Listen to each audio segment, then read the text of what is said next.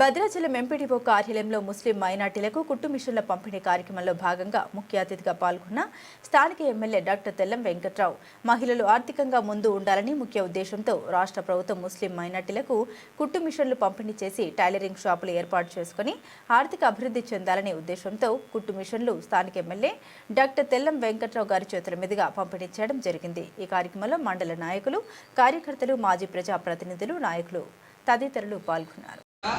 మనం వడ్డీ రేంజ్ రుణాలు తీసుకొని మీరు ఏం పెట్టుకుంటే మహిళలు అందరు కలిసి ఈరోజు ఒకటే కాదు, మనకు షాపింగ్ చాలా మనం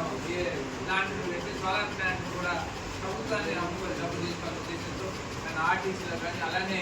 క్యాంటీన్లని అనేక రకాల ఎక్కడికి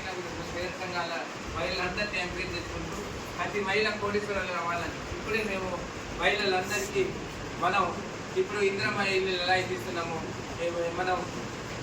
మహిళా పేరుతో ఇస్తే జాగ్రత్తగా ఉంటుంది, ఆ కుటుంబం బాగుంటుంది, ఆలోచించే ప్రభుత్వం